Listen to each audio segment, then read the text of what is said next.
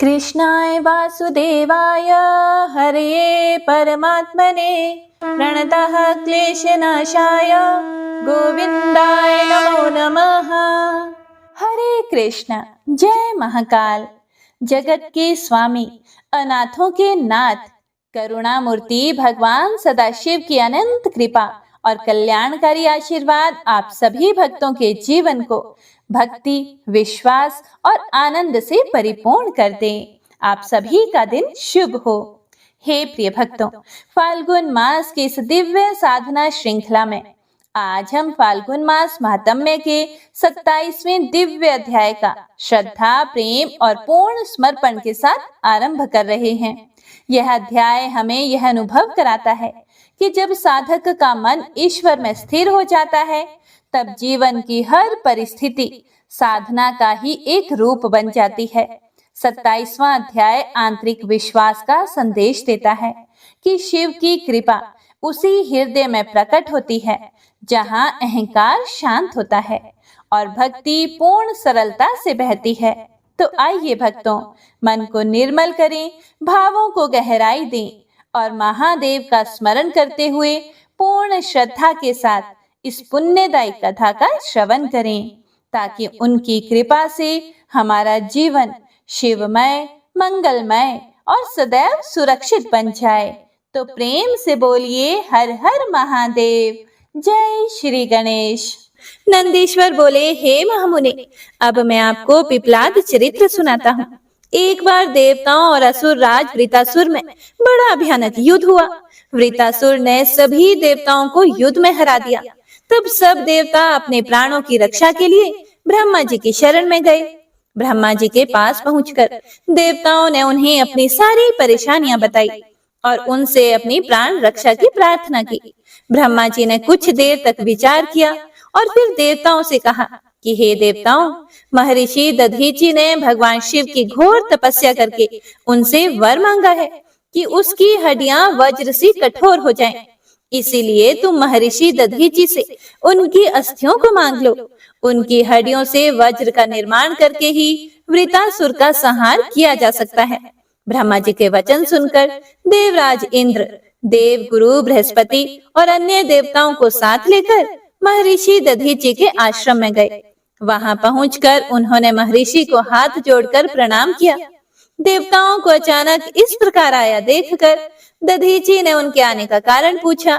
तब देवराज इंद्र ने उनसे कहा कि हे महर्षि, आप परम शिव भक्त हैं और शिव जी से मिले वरदान के कारण आपकी हड्डियां वज्र के समान हैं। हे मुने, हमें अपनी अस्थियां दान करके हमारी रक्षा करें, क्योंकि वृतासुर का वध तभी संभव हो सकेगा। महर्षि दधीचि ने मन ही मन सोचा कि परोपकार से बढ़कर कोई दूसरा कार्य नहीं है। तब देवताओं का कार्य सिद्ध करने के लिए उन्होंने भगवान शिव का स्मरण करते हुए अपने शरीर को त्याग दिया। देवता उन पर पुष्पों की वर्षा करने लगे। जब इंद्र को पता चला कि महर्षि ने अपने प्राणों को त्याग दिया है, तो उन्होंने कामधेनु द्वारा महर्षि दधीचि की सब अस्थियां निकाल ली और वे अस्थियां त्वष्टा को देकर उससे वज्र का निर्माण कराने के लिए कहा। देवराज इंद्र की आज्ञा से त्वष्टा देवताओं के शिल्पी विश्वकर्मा के पास गए और उनसे अस्थियों का सुदृढ़ वज्र बनाने के लिए कहा। विश्वकर्मा ने दधीचि की अस्थियों से वज्र का निर्माण किया। इस प्रकार महर्षि दधीचि की अस्थियों से निर्मित वज्र को पाकर देवराज इंद्र बड़ा खुश हुआ और असुर राज वृतासुर का वध करने के लिए चल पड़ा। उन्होंने युद्ध भूमि में जाकर वृतासुर को ललकारा और अपने वज्र से उस पर कठोर प्रहार करके उसे किसी पर्वत की भांति खंड खंड कर डाला। वृतासुर के मरते ही देवताओं की प्रसन्नता की कोई सीमा न रही। वे उत्सव करने लगे, चारों ओर मंगलगान होने लगे तथा देवता इंद्र की स्तुति करने लगे। और दूसरी ओर जब महर्षि दधीचि की पत्नी सुवर्चा घर के सारे काम पूरे करके बाहर आई, तो अपने पति को ना देखकर सशंकित हो उठी। देवता भी वहां नहीं थे। उसे निश्चय हो गया कि उसके पति के साथ देवताओं ने छल किया है। सुवर्चा ने देवताओं को कोसते हुए पशु बनने का शाप दे दिया।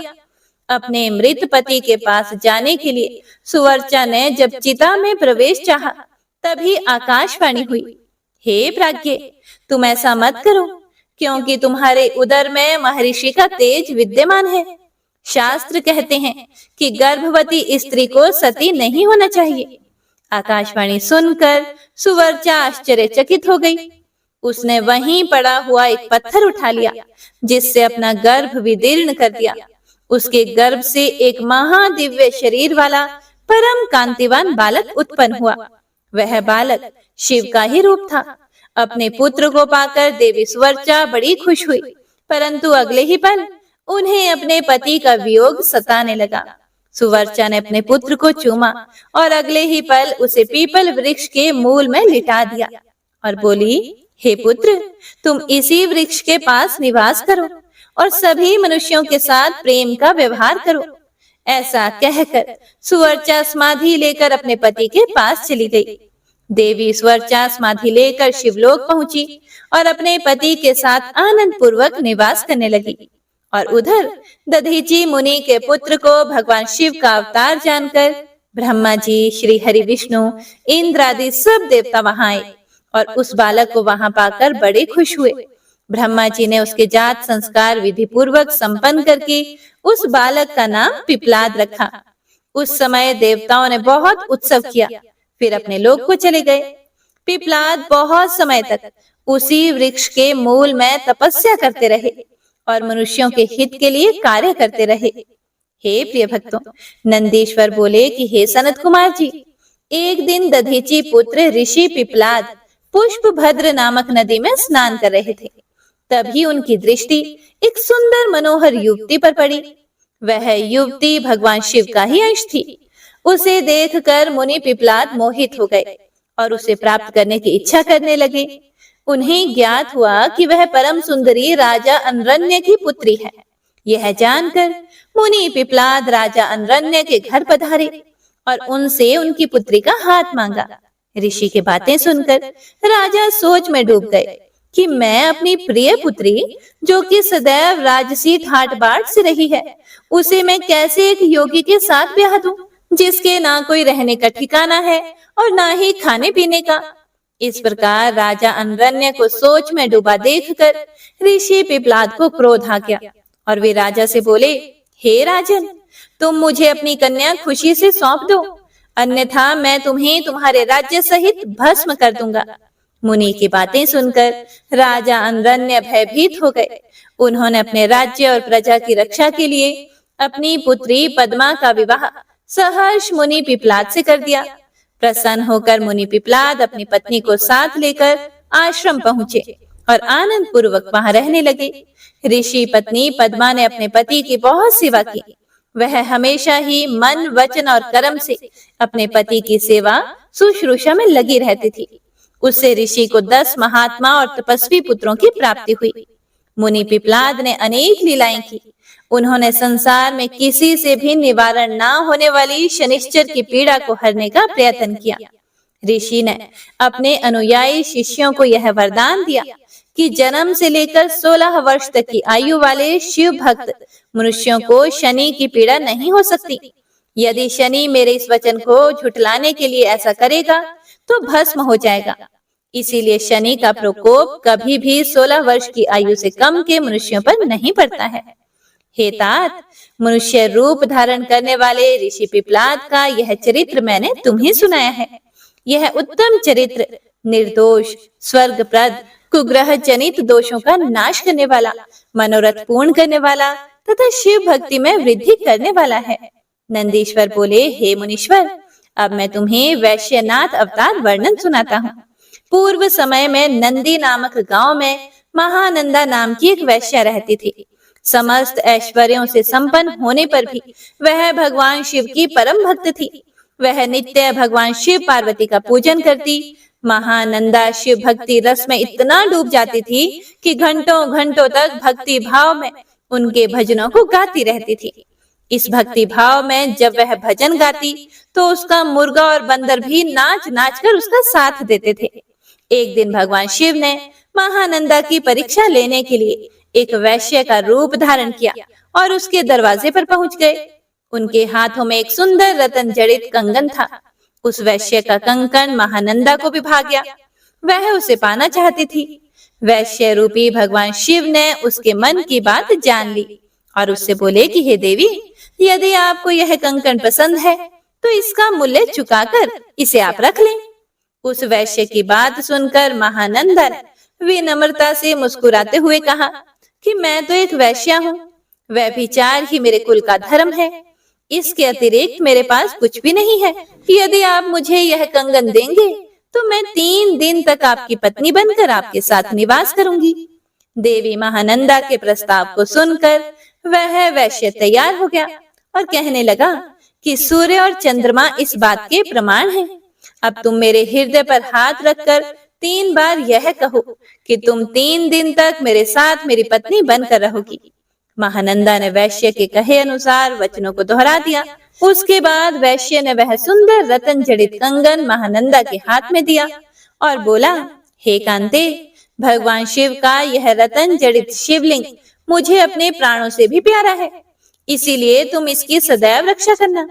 महानंदा ने वैश्य द्वारा दिया गया वह शिवलिंग अपने माथे पर लगाया और हर हाल में उसकी रक्षा करने का आश्वासन वैश्य को दिया तथा उसे ले जाकर अपने नाटक मंडप में रख दिया। रात में जब सब सो गए तब उस नाटक मंडप में आग लग गई। वह धू धू कर जलने लगा। महानंदा ने अपने बंदर और मुर्गे को तो बचा लिया, परंतु भगवान शिव के रतन जड़ित सुंदर लिंग को, जो वैश्य ने उसे संभाल कर रखने के लिए दिया था, उसे नहीं बचा सकी। वह आग में जलकर नष्ट हो गया था। यह देखकर वह वैश्य और महानंदा बड़े दुखी हुए। उस वैश्य ने कहा, हे नंदे, यह शिवलिंग मुझे अपने प्राणों से भी अधिक प्रिय था। जब शिवलिंग जल गया तो अब मैं क्या करूंगा? महानंदा के बहुत समझाने पर भी वैश्य नहीं माना और उसने अपने शरीर को अग्नि की भेंट कर दिया। यह देखकर महानंदा को बड़ा दुख हुआ कि मेरी असावधानी के कारण उस वैश्य के प्राण चले गए। मेरे ही कारण एक परम शिव भक्त मर गया। यह सोच सोच कर नंदा पागल हुई जा रही थी। उसे याद आया कि उसने वैश्य से 3 दिन तक उसके साथ रहने का वचन दिया था। तब महानंदा ने अपना सारा धन, रत्न, आभूषण आदि सभी बहुमूल्य वस्तुएं आदि प्रसन्नता से ब्राह्मणों को दान कर दिए और स्वयं उस वैश्य की चिता अग्नि में कूदने लगी। परंतु इससे पहले कि महानंदा उस अग्नि में प्रवेश करती, वहां भगवान शिव प्रकट हो गए। भगवान शिव को साक्षात अपने सामने पाकर नंदा स्तब्ध रह गई और एक तक उन्हें देखने लगी। उसकी आंखों से आंसू बहने लगे और कुछ पल के बाद जैसे ही उसे ध्यान आया, उसने भगवान शिव के चरण पकड़ लिए और उनकी स्तुति करने लगी। तब प्रसन्न होकर महादेव जी बोले, हे नंदा, मैं तुम्हारी सत्यता, धर्म, धैर्य और निश्चल भक्ति भावना से बहुत प्रसन्न हूँ। मैंने ही वैश्य रूप धारण करके तुम्हारी परीक्षा ली थी, जिसमें तुम सफल हुई। मांगो, तुम क्या मांगना चाहती हो? तब महानंदा बोली, हे भगवान, मैं और मेरे सभी साथी आपके दर्शनों से ही धन्य हो गए हैं। इससे अधिक हमें कुछ नहीं चाहिए। हाँ, यदि फिर भी आप देना चाहते हैं तो अपने चरणों में थोड़ा सा स्थान दे दीजिए। यह सुनकर शिव जी ने प्रसन्नता पूर्वक महानंदा को शिव लोक भेज दिया। हे प्रिय भक्तों, नंदीश्वर बोले, हे तात, भद्रायु राजा, जिस पर भगवान शिव ने ऋषभ रूप में कृपा की थी, उसकी परीक्षा लेने के लिए भगवान शिव ने द्विजेश्वर अवतार धारण किया था। ऋषभ के प्रभाव से अपने शत्रुओं पर विजय पाकर भद्रायु सिंहासन पर आरूढ़ हुए। उन्होंने राजा चंद्रांगंग की पुत्री सीमंतिनी से विवाह किया। एक समय राजा भद्रायु बसंत ऋतु में अपनी पत्नी सीमंतिनी के साथ वन विहार करने गए। तब भगवान शिव पार्वती उस दंपति की धर्म निष्ठा की परीक्षा लेने के लिए उस वन में पहुंचे। महान लीलाधारी भगवान शिव और पार्वती जी ने ब्राह्मण ब्राह्मणी का रूप धारण किया और अपनी माया से रचित सिंह से भयभीत होते हुए राजा भद्रायु की शरण में गए और उनसे अपनी प्राण रक्षा के लिए प्रार्थना करने लगे। उस ब्राह्मण दंपति की रक्षा के लिए राजा भद्रायु ने तुरंत धनुष बाण उठा लिया और बाणों से उसे घायल करना चाहा, परंतु उस सिंह पर कोई प्रभाव नहीं पड़ा। उसने झपट कर ब्राह्मणी को पकड़ लिया। वह बहुत चीखी चिल्लाई, परंतु सिंह ब्राह्मणी को बलपूर्वक घसीटता हुआ भगा ले गया। अपनी पत्नी को सिंह द्वारा ले जाए जाने पर ब्राह्मण बड़ा दुखी हुआ और रोने लगा और राजा भद्रायु से बोला कि हे राजन, आपके बड़े बड़े आयुध कहाँ हैं? तुम्हारे पराक्रम का क्या फल है? क्या आप जंगली जानवरों के आघातों से भी दुखियों की रक्षा नहीं कर सकते? दीन दुखियों की रक्षा करना राजा का परम धर्म होता है। फिर आपने अपने क्षत्रिय धर्म का पालन क्यों नहीं किया? आपने अपने कुल का धर्म ही नष्ट कर दिया है। जो दुखी और शरणागतों की रक्षा नहीं कर सकता, उसे जीने का कोई अधिकार नहीं है। कृपण, अनाथ और दीन दुखी की रक्षा करने में असमर्थ मनुष्य को जहर खा लेना चाहिए या अग्नि में जल जाना चाहिए। उस ब्राह्मण द्वारा कही गई बातें सुनकर राजा भद्रायु को बड़ा दुख हुआ। वह अपने दुर्भाग्य को याद करके शोक में डूब गया। उसने सोचा कि आज मेरा सारा पौरुष नष्ट हो गया। आज मैं एक असहाय ब्राह्मणी की रक्षा नहीं कर सका, इसीलिए मुझे घोर पाप लगेगा। मेरे कारण ब्राह्मण भी शोकाकुल हो गया है। उसकी स्त्री को भी सिंह ले गया है। पता नहीं उसने उसका क्या किया होगा। मुझे अपने पापों को कम करने के लिए इस ब्राह्मण देवता को प्रसन्न करना होगा। बस यह सोचकर राजा भद्रायु उस ब्राह्मण के चरणों में गिर पड़े और उससे बोले, हे ब्राह्मण, मुझे क्षमा कर दीजिए। मैं आपकी पत्नी की रक्षा नहीं कर सका। मैं अपना राजपाट सब आपके चरणों में न्योछावर करता हूँ। यह सुनकर वह ब्राह्मण बोला, भला मैं ठहरा भिक्षा मांगने वाला एक ब्राह्मण, मैं तुम्हारे राजपाट का क्या करूंगा? इसीलिए यदि तुम वाकई मुझे कुछ देना चाहते हो तो अपनी पत्नी मुझे दान में दे दो। ब्राह्मण की बात सुनकर राजा भद्रायु ने कहा, हे ब्राह्मण देव, पराई स्त्री का उपभोग तो महापाप है, उसका प्रायश्चित भी नहीं हो सकता। तब ब्राह्मण ने कहा कि राजन, मैं तो बड़े से बड़े पाप को अपनी तपस्या से पल भर में नष्ट कर सकता हूँ। तब भद्रायु ने सोचा कि मुझे ब्राह्मण को अपनी पत्नी दान करके शीघ्र ही अग्नि में प्रवेश कर जाना चाहिए। उसके बाद राजा भद्रायु ने अपनी पत्नी उस ब्राह्मण को सौंप दी। उसके बाद उन्होंने अग्नि प्रज्वलित की और स्नान करके देवताओं को प्रणाम करने के बाद उस अग्नि की 3 बार परिक्रमा की। फिर त्रिलोकीनाथ भगवान शिव का ध्यान करने लगे और उन्हीं का स्मरण करते हुए जैसे ही वे अग्नि में प्रवेश करने लगे, वैसे ही द्विजेश्वर रूपधारी भगवान शिव वहां प्रकट हो गए। भगवान शिव के 5 मुख, 3 नेत्र, पिनाक और चंद्र कलाधारी सुंदर स्वरूप, जो कि करोड़ों सूर्यों के समान प्रकाशित था, उसे देखकर राजा भद्रायु आनंद मगन हो उठे। उन्होंने दोनों हाथ जोड़कर शिव जी को प्रणाम किया और उनकी स्तुति करने लगे। राजा भद्रायु की स्तुति सुनकर भगवान शिव पार्वती बोले, हे भद्रायु, तुम्हारी शिव भक्ति से मैं बहुत प्रसन्न हूँ। तुमने सदा मेरा भक्ति भाव से पूजन किया है, इसीलिए तुम अपनी पत्नी सहित मुझसे वर मांगो। आज मैं तुम्हारी मनोवांछित अभीष्ट वस्तु तुम्हें प्रदान करूंगा। मैंने ही तुम्हारी परीक्षा लेने के लिए ब्राह्मण का रूप धारण किया था। ब्राह्मणी के रूप में स्वयं देवी पार्वती थी और वह सिंह मायावी था। तुम अपनी परीक्षा में सफल हुए हो। हे राजन, कहो क्या चाहते हो? भगवान शिव के उत्तम वचन सुनकर राजा भद्रायु बोले, हे देवाधिदेव भगवान शिव, आप सबके परमेश्वर हैं। आपके स्वरूप के साक्षात दर्शन पाकर मैं धन्य हो गया हूँ। मैं सकुटुंब आपके श्री चरणों की भक्ति करना चाहता हूँ। मैं, मेरी रानी, मेरे माता पिता आपके सेवक बनकर आपके श्री चरणों में ही रहे। रानी कीर्तिमालिनी ने भी अपने माता पिता के लिए भगवान शिव का लोक मांगा। दोनों को वरदान देकर महादेव जी पार्वती जी सहित अंतर ध्यान हो गए। राजा रानी अपने नगर लौट आए। फिर 10,000 वर्षों तक राज्य करने के पश्चात वे दोनों भगवान शिव के धाम को गए। इस परम पवित्र पाप नाशक कथा को जो कोई भी सुनता अथवा पढ़ता है, उसे इस लोक में सब भोग ऐश्वर्य प्राप्त होते हैं तथा अंत में भगवान शिव के लोक को जाता है। हे प्रिय भक्तों, नंदीश्वर आगे बोले, हे सनत कुमार जी, अब मैं आपको श्री कृष्ण दर्शन अवतार सुनाता हूँ। इक्ष्वाकु वंश में श्राद्ध देव की 9वीं पीढ़ी में राजा नभग का जन्म हुआ और उनके पुत्र नाभाग हुए। नाभाग के पुत्र रूप में अम्बरीश का जन्म हुआ। वे परम विष्णु भक्त थे। अम्बरीश के पितामह नभग को स्वयं भगवान शिव ने ज्ञान दिया था।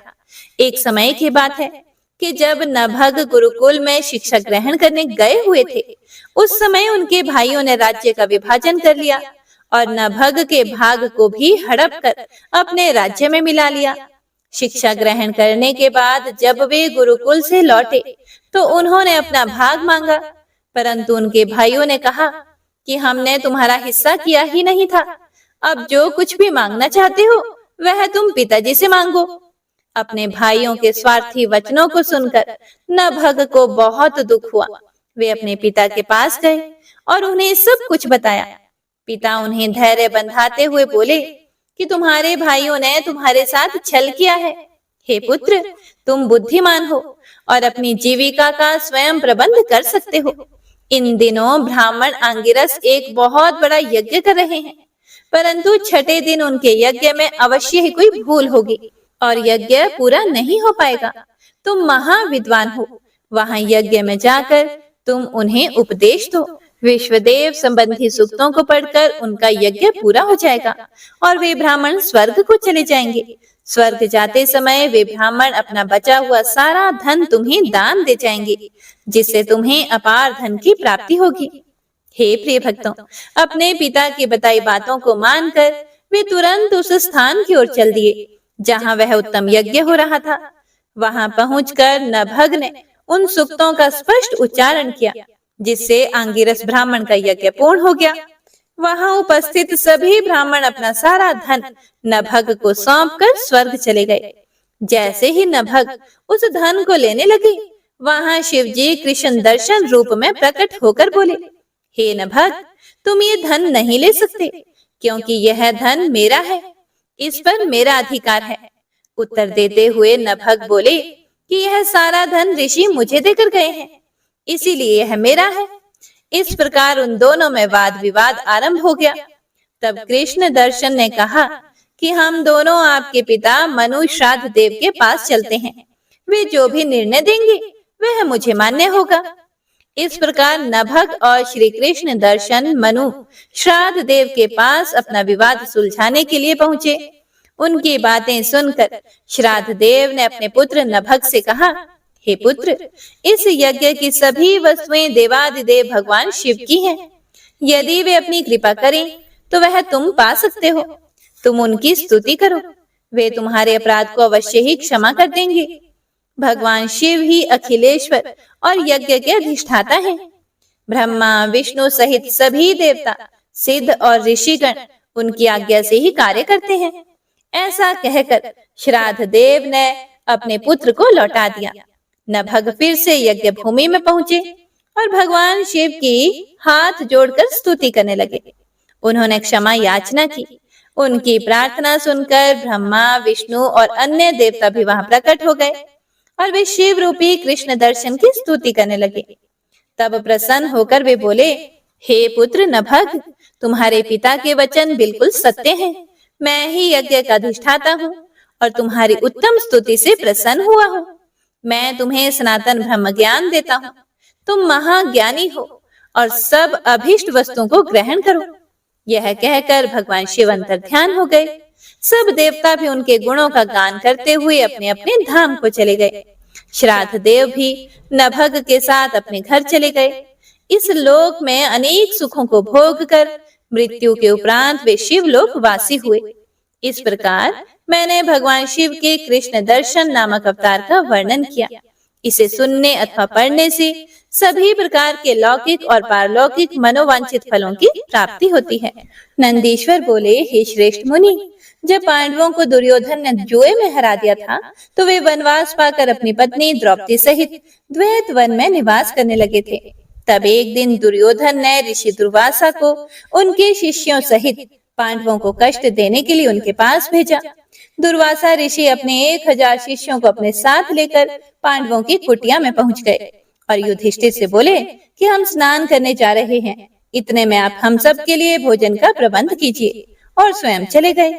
दुर्वासा ऋषि द्वारा भोजन की व्यवस्था करने की बात सुनकर सभी पांडव सोच में डूब गए, क्योंकि उनके पास अन्न नहीं था। तब देवी द्रौपदी ने भगवान श्री कृष्ण का स्मरण किया और वे श्री कृष्ण तुरंत वहां आ गए। वहां उन्होंने पांडवों की रसोई में बचे अन्न के एक दाने को खाया और इससे वे स्वयं भी तृप्त हो गए और साथ ही स्नान के लिए दुर्वासा और उनके शिष्यों का भी पेट भर गया और वे वहीं से वापस लौट गए। इस प्रकार श्री कृष्ण ने पांडवों पर आए इस संकट को दूर कर दिया। फिर पांडवों को भगवान शिव की आराधना करने के लिए कहकर भगवान श्री कृष्ण स्वयं द्वारिका चले गए।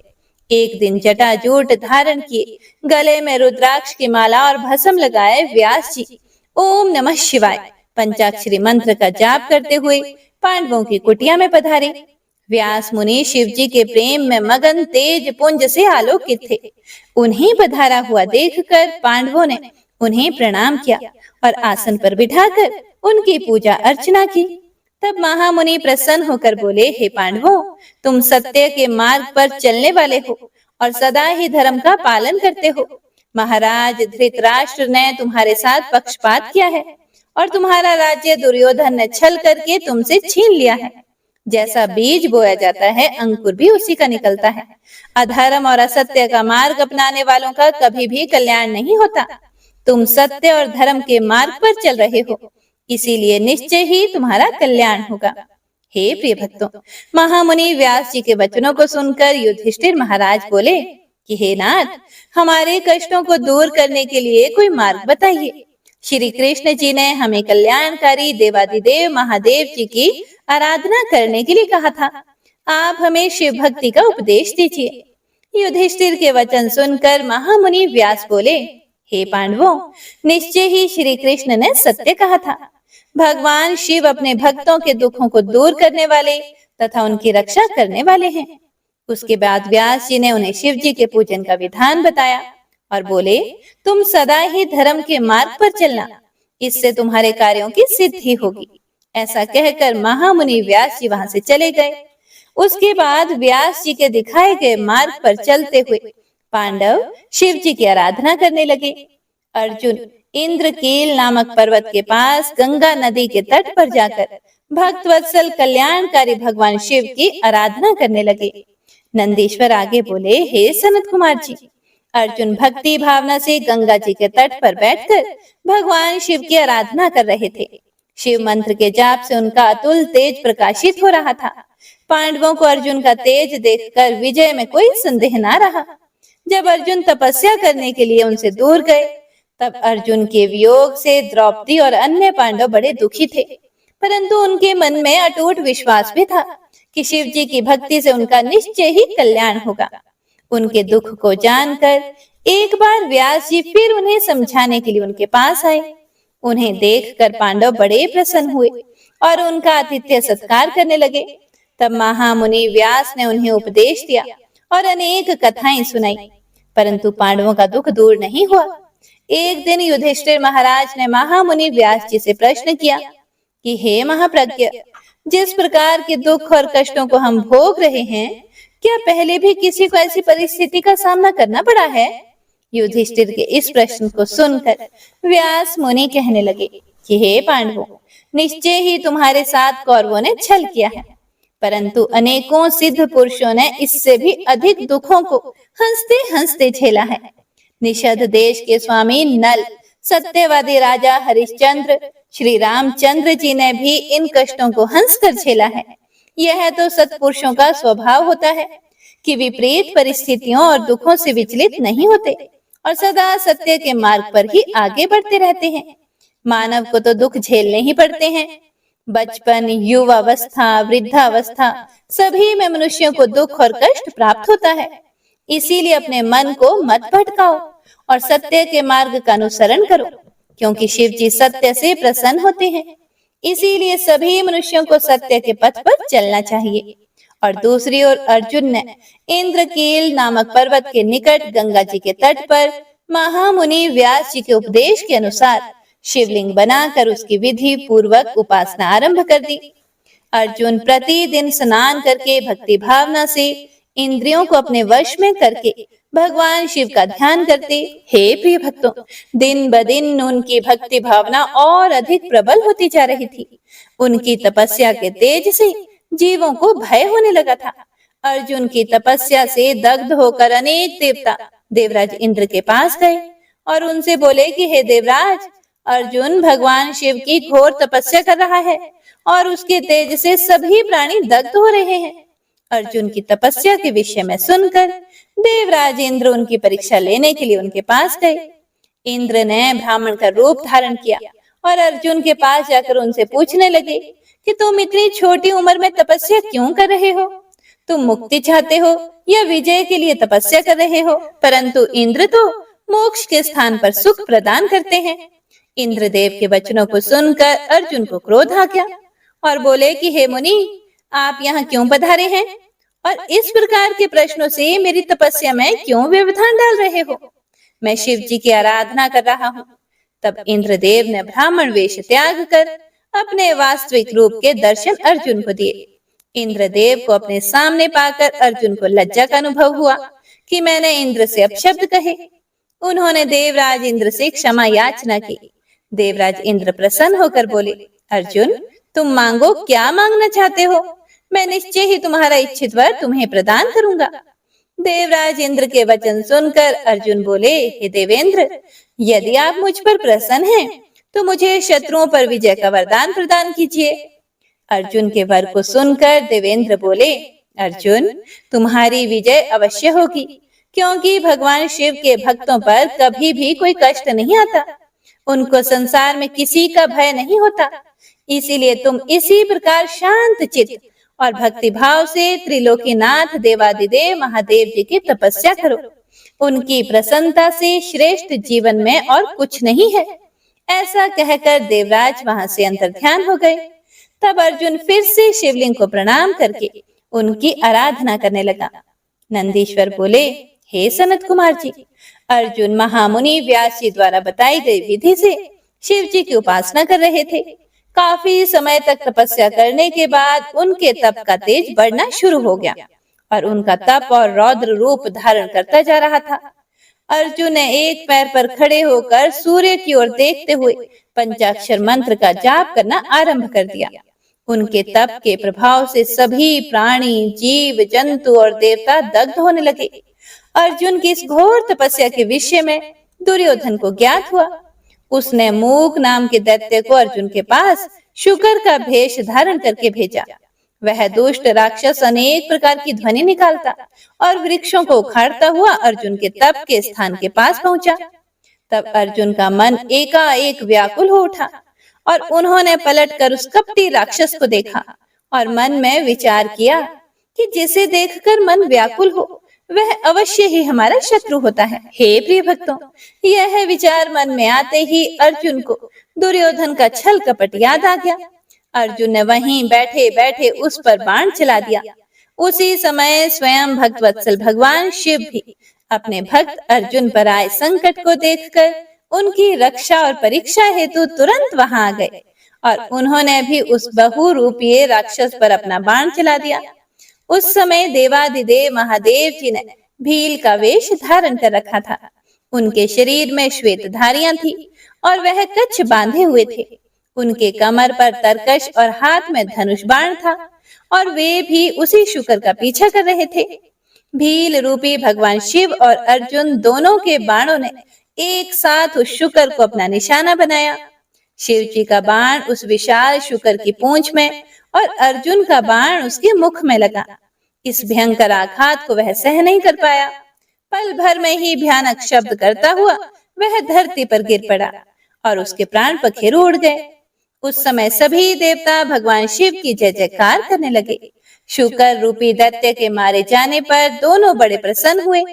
अर्जुन सोचने लगे कि यह भयानक दैत्य अवश्य ही मुझे मारने के लिए आया था, परंतु भगवान शिव ने आज मेरी रक्षा की और मुझे बचा लिया। उन्होंने ही मुझे सद्बुद्धि देकर उसे मारने की प्रेरणा मेरे मन में जगाई। ऐसा विचार मन में आते ही अर्जुन ने भगवान शिव के चरणों में प्रणाम किया और पुनः भक्ति भाव से शिव स्तुति करना शुरू किया। नंदीश्वर बोले, हे सर्वज्ञ, जब वह भयानक शुकर शिव जी व अर्जुन दोनों के बाणों से मारा गया और पृथ्वी पर बेजान होकर गिर पड़ा, तो भील रूपधारी भगवान शिव ने अपने एक सेवक को भेजकर मृत शुकर से अपना बाण निकाल कर लाने के लिए कहा और उधर दूसरी तरफ अर्जुन भी उस शुकर से अपना बाण लेने के लिए आए। तब अर्जुन और उस शिव गण में बाण को लेकर विवाद शुरू हो गया। वह गण बोला कि ये दोनों बाण मेरे स्वामी के हैं, इसलिए इन्हें मुझे दे दो। परंतु अर्जुन ने बाण देने से मना कर दिया। तब वह बोला कि तुम झूठे तपस्वी हो, यदि तुम सच्चे हो तो इन बाणों को मुझे दिखाओ, मैं अपने बाण की पहचान कर लूंगा, क्योंकि उन पर मेरा फल अंकित है। यह सुनकर अर्जुन उस गण से बोले कि तुमसे मैं युद्ध नहीं कर सकता, युद्ध सदैव समान योद्धा से किया जाता है। मेरे बल और पराक्रम को देखना चाहते हो तो जाओ और जाकर अपने स्वामी को भेजो। अर्जुन के वचन सुनकर वह गण किरात रूप धारण किए भगवान शिव के पास गया। अर्जुन ने जो कुछ कहा था उसने अपने स्वामी को वह सब यथावत बता दिया।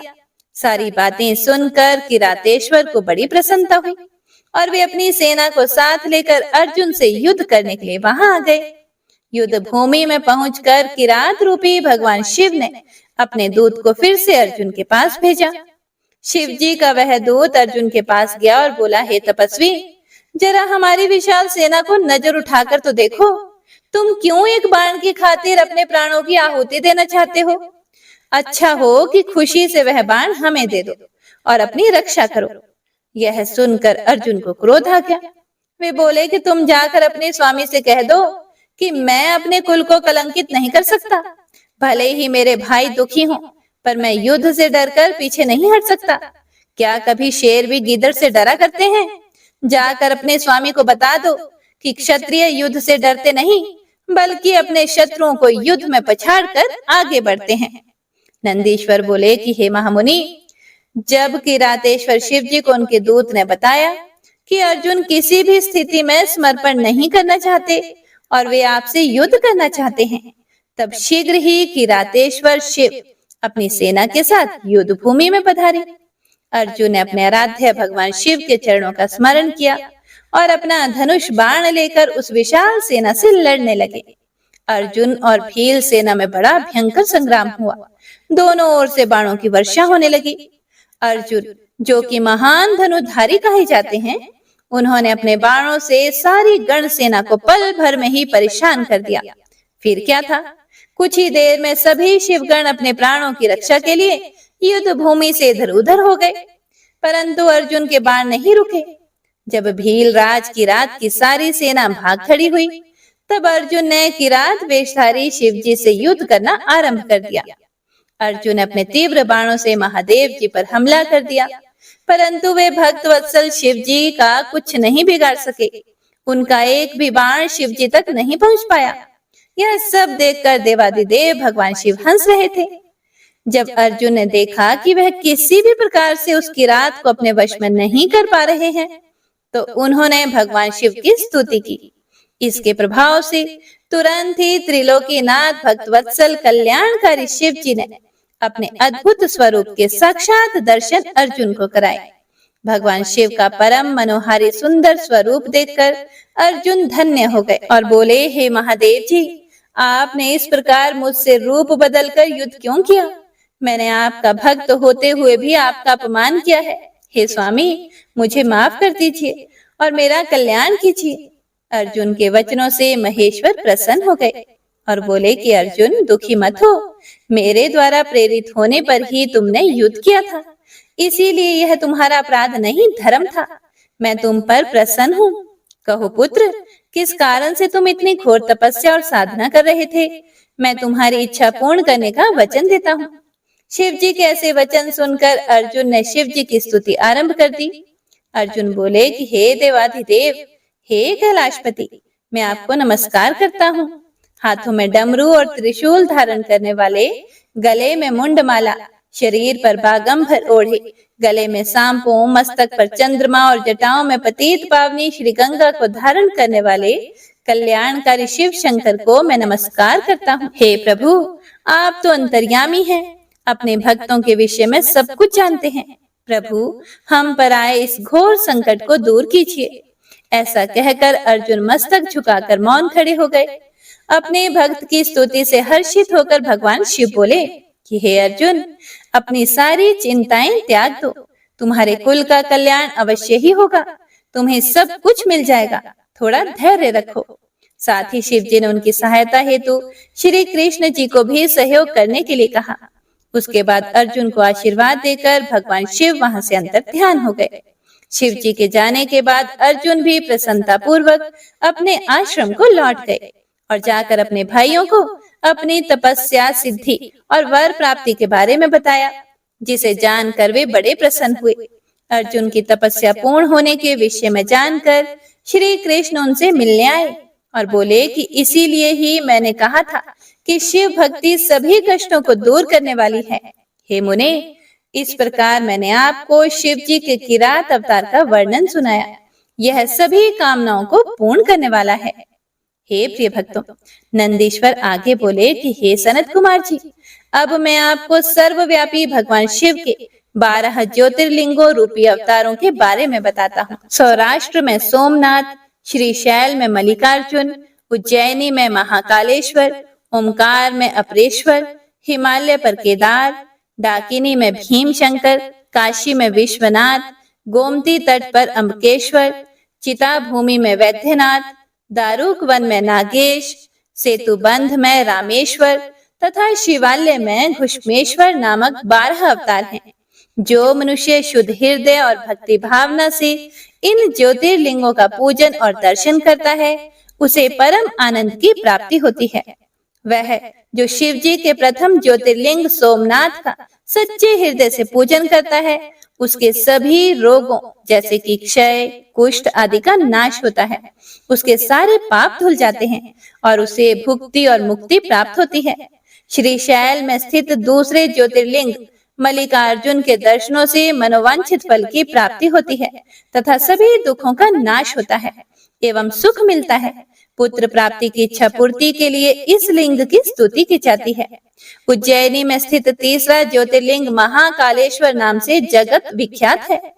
अपने एक ब्राह्मण भक्त वेद के आवाहन पर प्रकट होकर भगवान शिव ने दूषण नामक असुर का वध किया था।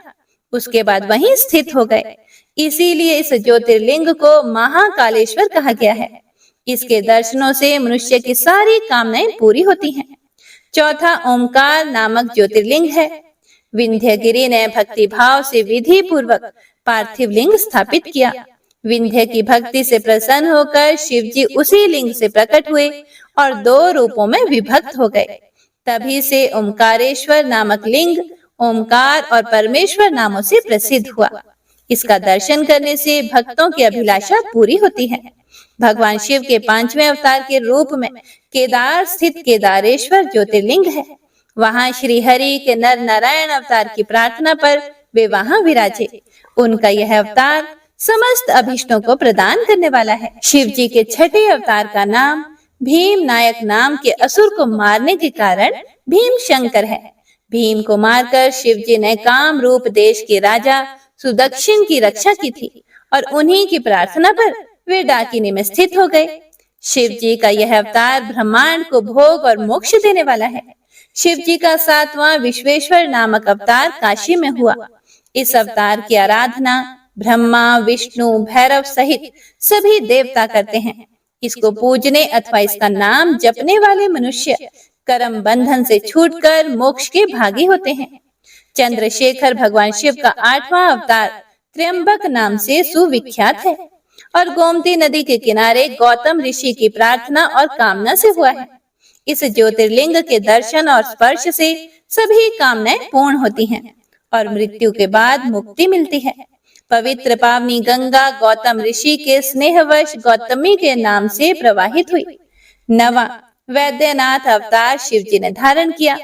अनेक लीलाएं करने वाले त्रिलोकीनाथ भगवान शिव रावण के लिए आविर्भूत हुए और चिता भूमि में ज्योतिर्लिंग रूप में स्थित होकर वैद्यनाथेश्वर नाम से प्रसिद्ध हुए। उनके दर्शनों से भोग और मोक्ष की प्राप्ति होती है। भगवान शिव का 10वां नागेश्वर अवतार अयोध्या में हुआ। इस अवतार में शिव जी ने दारुक नामक असुर को मारकर अपने एक वैश्य भक्त सुप्रिय की रक्षा की थी। शिव जी के इस लिंग का दर्शन और पूजन करने से महापातकों का समूह नष्ट हो जाता है। देवाधिदेव महादेव जी का 11वां अवतार सेतुबंध में रामेश्वर अवतार कहलाता है। सीता जी को वापस लाने के लिए लंका जाते समय समुद्र तट पर श्री रामचंद्र जी इस लिंग को स्थापित करके भगवान शिव की आराधना अर्चना की थी। उनकी प्रार्थना पर शिव जी इस ज्योतिर्लिंग में स्थित हुए। रामेश्वर लिंग को गंगा जल से स्नान कराने वाले मनुष्य को जीवन के बंधनों से मुक्ति मिल जाती है, उसे परम दिव्य ज्ञान की प्राप्ति होती है। यह ज्योतिर्लिंग भोग तथा मुक्ति प्रदान करने वाला है। इसका पूजन देव दुर्लभ कैवल्य मोक्ष प्रदान करता है।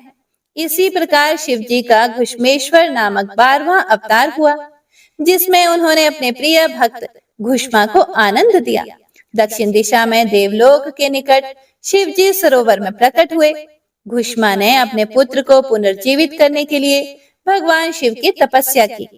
तब उसकी भक्ति से प्रसन्न होकर महादेव जी ने उसके पुत्र को जीवित किया एवं उसकी प्रार्थना पर वहीं ज्योतिर्लिंग के रूप में स्थित होकर घुष्मेश्वर नाम से विख्यात हुए। इस शिवलिंग का भक्ति पूर्वक पूजन करने से मनुष्य इस लोक में सुखों को भोगकर अंत में मोक्ष प्राप्त करता है। हे महामुने, इस प्रकार मैंने त्रिलोकीनाथ देवादिदेव शिव जी के 12 दिव्य ज्योतिर्लिंगों का वर्णन आपसे किया। शिव जी की यह दिव्य 12 अवतारों वाली ज्योतिर्लिंग कथा को जो भी मनुष्य शांत चित्त और श्रद्धा भाव से पढ़ता या सुनता है, उसे सब पापों से छूटकर भोग और मोक्ष की प्राप्ति होती है। यह 100 अवतारों की शतरुद्र नामक संहिता सभी कामनाओं को पूरा करने वाली है। इस कथा को मन में लगाकर पढ़ने या सुनने से सभी लालसाएं और कामनाएं पूरी हो जाती हैं और सांसारिक बंधनों से मुक्ति मिल जाती है। श्री शिवाय नमस्तुभ्यम। हे प्रिय भक्तों, तो इसी के साथ श्री शतरुद्र संहिता यहीं पर संपूर्ण होती है। इसे आगे का वर्णन आप सभी भक्तजन अगले अध्याय में जरूर सुनिएगा। तो आइए अब सुनते हैं शिव चालीसा। जय गणेश गिरिजा सुवन, मंगल मूल सुजान, कहत अयोध्या दास तुम, देहु अभय वरदान। जय गिरिजापति दीन दयाला, सदा करत संतन प्रतिपाला। भाल चंद्रमा सोहत नीके, कानन कुंडल नागफनी के। अंग गौर शीर गंग बहाए, मुंड माल तन चार लगाए। वस्त्र खाल बागंबर सोहे, छवि को देखी नागमन मोहे। मैना मातु की हवे दुलारी, बाम अंग सोहत छवि न्यारी। कर त्रिशूल सोहत छवि भारी, करत सदा शत्रुन क्षयकारी। नंदी गणेश सोहे तह जैसे, सागर मध्य कमल है जैसे। कार्तिक श्याम और गण राव, या छवि को कही जात न काओ। देवन जब ही जाए पुकारा, तभी दुख प्रभु आप निवारा। किया उपद्रव तारक भारी, देवन सब मिली तुम ही जुहारी। तुरत छड़ानन आप पठायो, लव निमेष महामारी गिरायो। आप जलंधर असुर सहारा, सुयश तुम्हार विदित संसारा। त्रिपुरासुर सन युद्ध मचाई, सब ही कृपा कर लीन बचाई। किया तप ही भागीरथ भारी, पूरब प्रतिज्ञा तासु पुरारी। दानिन मह तुम सम कोई नाही, सेवक स्तुति करत सदाही। वेद नाम महिमा तब गाई, अकथ अनादि भेद नहीं पाई। प्रकटी उधती मंथन में ज्वाला, जरत सुरासुर भय विहाला। किन्हीं दया तह करी सहाय, नीलकंठ तब नाम कहाई। पूजन रामचंद्र जब किन्हा, जीत के लंका विभीषण दिन्हा। सहस कमल में हो रहे धारी, किन्ह परीक्षा तभी पुरारी। एक कमल प्रभु राखे जोई, कमल नयन पूजन चह सोई। कठिन भक्ति देखी प्रभु शंकर, भय प्रसन्न दिए इच्छित वर। जय जय जय अनंत अविनाशी, करत कृपा सबके घटवासी। दुष्ट सकल नित मोहि सतावे, भ्रमत रहूं मोहि चैन न आवे। त्राहि त्राहि मैं नाथ पुकारो, यही अवसर मोहि आन उबारो। लई त्रिशूल शत्रुन को मारो, संकट से मोहि आन उबारो। मात पिता भ्राता सब होई, संकट में पूछत नहीं कोई। स्वामी एक है आस तुम्हारी, आए हरहु मम संकट भारी। धन निर्धन को देत सदाही, जो कोई जांचे सो फल पाही। अस्तुति के ही विधि करें तुम्हारी, क्षमु नाथ अब चूक हमारी। शंकर हो संकट के नाशन, मंगल कारण विघ्न विनाशन। योगी यति मुनि ध्यान लगावे, शारद नारद शीश नवावे। नमो नमो जय नमः शिवाय, सूर ब्रह्मादिक पार न पाए। जो यह पाठ करे मन लाए, ता पर होत है शंभु सहाय। ऋणिया जो कोई हो अधिकारी, पाठ करे सो पावन हारी। पुत्रहीन कर इच्छा जोई, निश्चय शिव प्रसाद ते ही होई। पंडित त्रयोदशी को लावे, ध्यान पूर्वक होम करावे। त्रयोदशी व्रत करे हमेशा, ताके तन नहीं रहे कलेशा। धूप दीप नैवेद्य चढ़ावे, शंकर सम्मुख पाठ सुनावे। जन्म जन्म के पाप नसावे, अंत धाम शिवपुर में पावे। कहे अयोध्या दास आस तुम्हारी, जानी सकल दुख हरहु हमारी। नित नेम कर प्रातः ही, पाठ करो चालीसा। तुम मेरी मनोकामना, पूर्ण करो जगदीश। मगसर छठी हेमंत ऋतु, संवत 64 जान। अस्तुति चालीसा, शिव ही पूर्ण केल कल्याण। ओम नमः शिवाय।